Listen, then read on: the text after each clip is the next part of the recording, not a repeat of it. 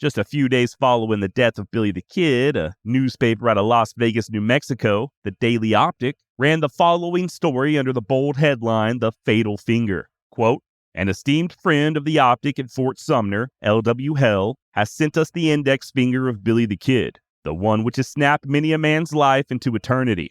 It is well preserved in alcohol and has been viewed by many in our office today. If the rush continues, we shall purchase a small tent and open a sideshow to which complimentary tickets will be issued to our personal friends." End quote. Word spread like wildfire, and before that particular edition was even printed, there was already a crowd milling outside the Optic, looking to catch a glimpse of the late Billy Bonney's trigger finger. However, despite the excitement, no tickets were issued, no tent was ever produced, and any sideshows conducted were done so in private, right there in the offices of the Optic for just a handful of lucky viewers. Which begs the question, was there ever truly a finger to begin with, or was this just some sort of elaborate hoax? And if there was an appendage floating in a jar of alcohol, did it really belong to the notorious Billy the Kid? And speaking of Billy, how do we know that he's for sure still resting there at Fort Sumner, unmolested under the marker bearing his name? Let's get to fingering and find out. My name's Josh, and you're listening to the Wild West Extravaganza.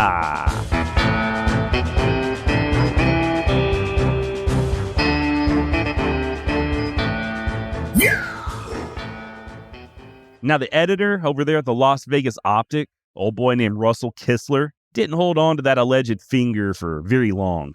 He sold it to the owner of a drugstore, Albert Coons, for $150, and less than 2 months later, the mysterious digit found itself nearly 700 miles to the east in the metropolis of Waterville, Kansas.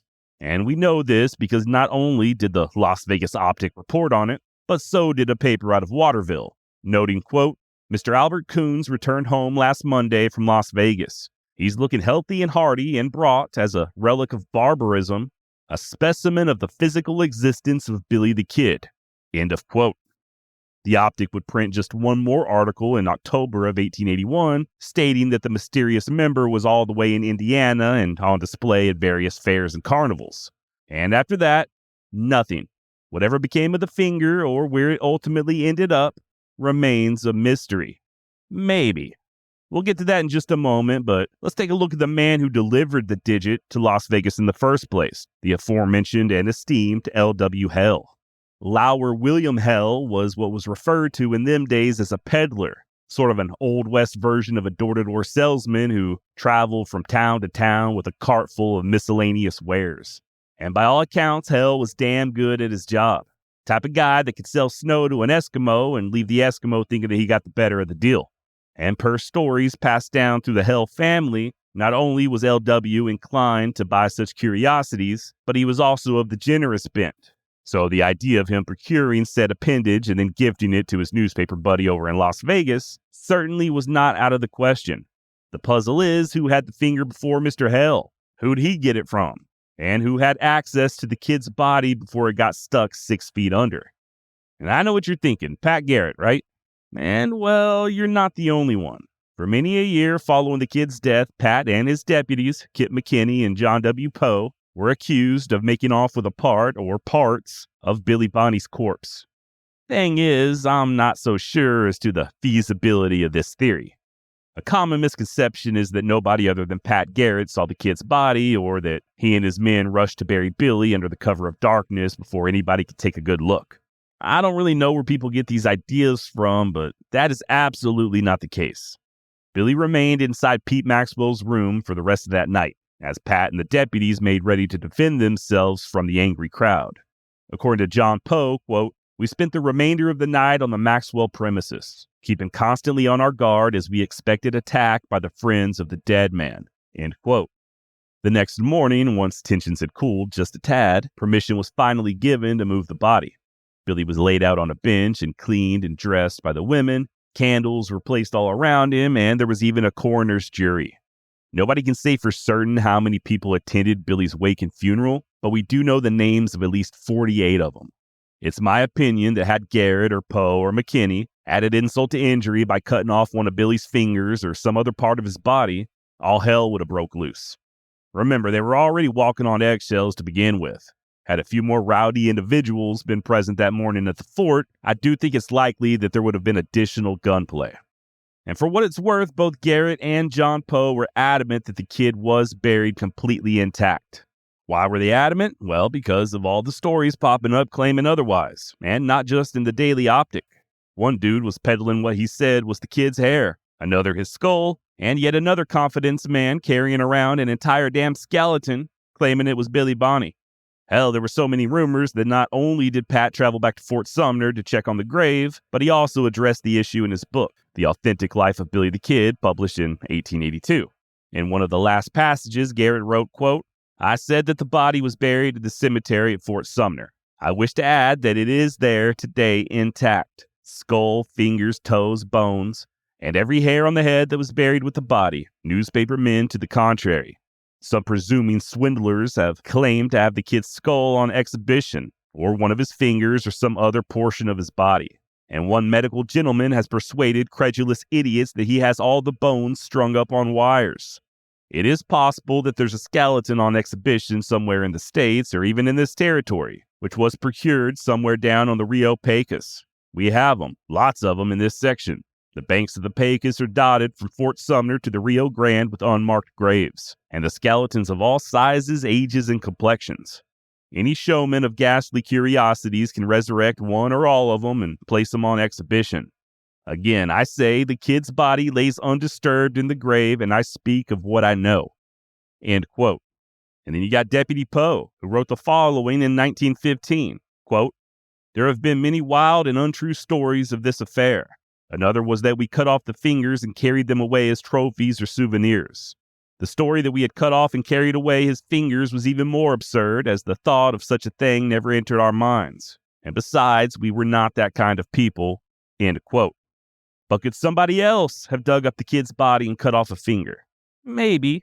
But the mystery appendage in question showed up in Vegas just a few days after Billy's death, so I do find that kinda unlikely.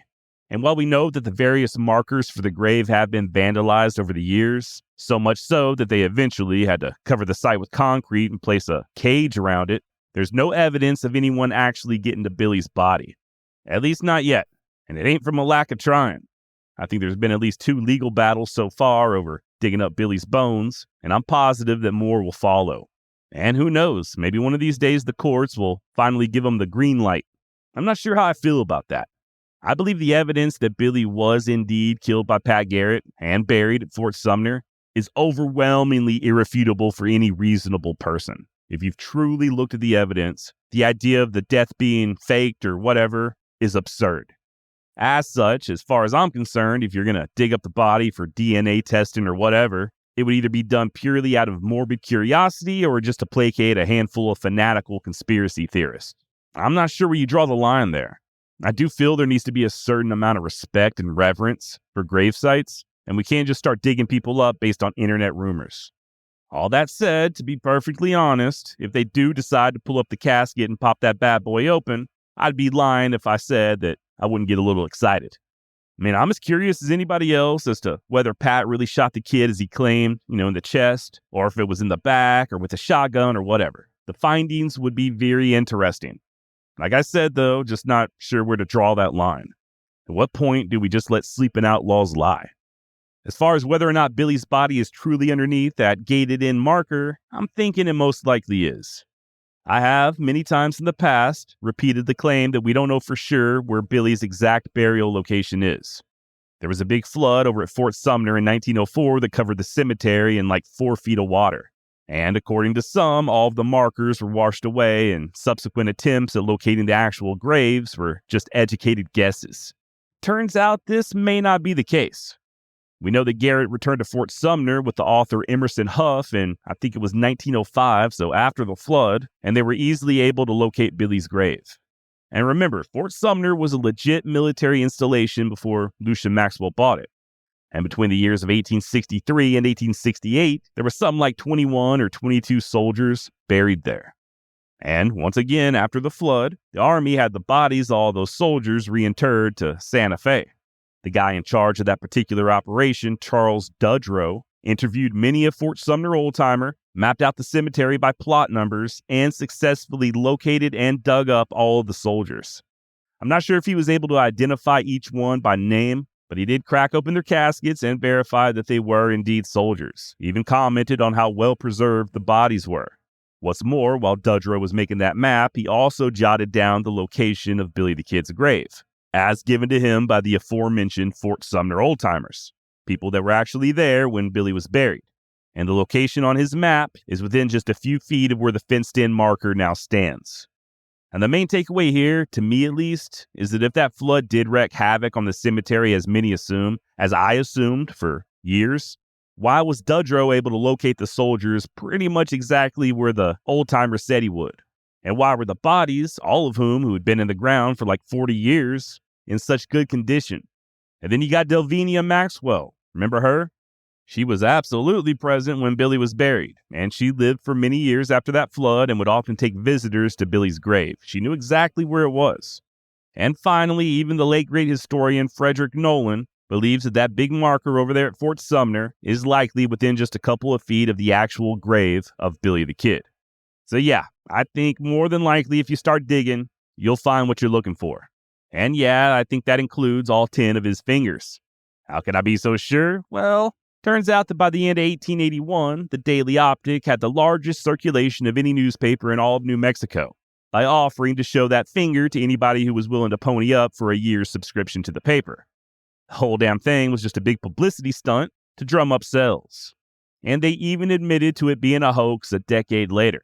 There may have been a human finger in a jar, but even by the Optic's own admission, it didn't belong to Billy the Kid.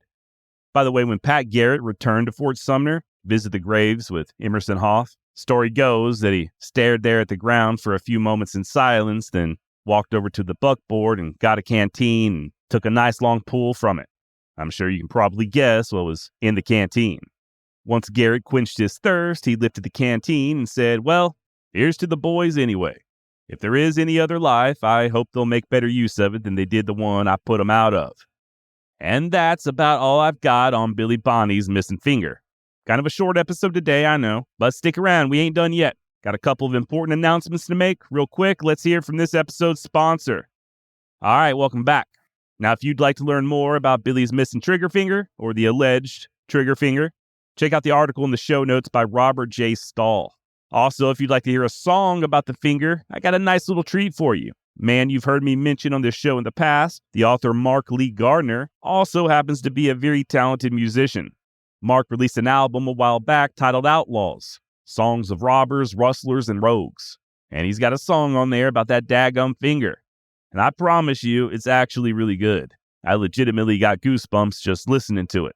So check out the link to that in the show notes, and make sure you give Mark's entire album a listen. Also, check out one of his many amazing books on the Old West. Dude is one hell of an author. His most recent, The Earth Is All That Lasts, takes a look at Sitting Bull, Crazy Horse, and the Battle of Little Bighorn. It is a must-have in any collection as far as I'm concerned. All right, now let's move on to the announcements. Number 1, Daddy messed up. All right, big time. On the episode on Al Swearingen, I stupidly and idiotically proclaimed that Deadwood was in eastern South Dakota. It's not. It's in western South Dakota. Okay? Rest assured that I have flogged myself thoroughly while a throng of onlookers chanted shame over and over again. I've given myself several slaps on the wrist and more than a few verbal thrashings. Thank you to everybody who pointed out this embarrassing, shameful, dumb mistake. You're smart, I'm stupid. I was wrong, you were right. You're the best, I'm the worst. You're very good looking, and I am not an attractive person at all. Okay, with that out of the way, the next few weeks are going to be a little different here on the Wild West Extravaganza. I've been saying for the longest about how I want to re-record some of the older episodes. Well, next week, you'll be getting one such re-recording. It's not even so much as a re-recording as a remixing. I'm not going to say which episode, but it is one of my all-time favorites. I got a few more tools now at my disposal than I previously did as far as audio quality goes. And a lot of these older episodes I want to show off, kind of showcase them, but I'm kind of embarrassed to because they don't sound very good. So I'm going to give this one a makeover, record a new intro and a new outro, and that'll be coming your way bright and early next Wednesday. The week after that, we'll be doing pretty much the same thing with the series I did on Liver Eating Johnson. If you're not familiar, the Liver Eater was the inspiration behind the excellent movie Jeremiah Johnson. That was a 2-part series, and I'm going to consolidate it into one long episode, record a new intro and outro, and remix the audio so it doesn't sound like I'm talking in a damn wind tunnel. I will then release it into the wild for what I will hope will be your listening pleasure. The week after that will be an actual re-recording, kind of like the one I just did on Al Swearingen, with all new material and all new information. I'm not going to tell you who the subject matter is, but let's just say it's a sassy bandit who went on one hell of a crime spree. And then, following that, we will finally tackle Pat Garrett once and for all. Gonna really get down to it, find out what kind of a man he was. Are the rumors true? Was he a vampire? And just in case you're worried, I'm not running out of material, I assure you. The only thing I'm running out of is time. Remember, this used to be an every other week kind of show. I started releasing weekly episodes back, I think, in November with the Frank Canton series. And ever since then, so like almost exactly 7 months now, if I'm not mistaken, there's only been 1 week where I didn't release an episode. The problem is that's not an easy schedule to keep, especially when my research often includes reading a couple of books and writing out 8,000 or 10,000 word essays. So yeah, these re-releases will not only buy me a little bit of time to finalize everything for the upcoming new material, but also give me the opportunity to showcase what I consider to be some of my best work. That's what I call win-win, homeboy. Also, there are other things going on in the background, some of which are very exciting that I think you're really going to like, but I can't announce it just yet. All right, that's all I've got in the way of updates, and I think that's a wrap on this week's episode. Hope you enjoyed getting fingered as much as I did. Don't forget to check out that music by Mark Gardner, along with his books. Make sure you head on over to wildwestextra.com and hit that contact button. Let me know what's on your mind. And for the love of all this holy, sign up for my 100% free newsletter. Do it. Do it now. Link in the show notes. Till next week, try not to rob any graves. And don't stick that finger in your mouth until you smell it first. Adios.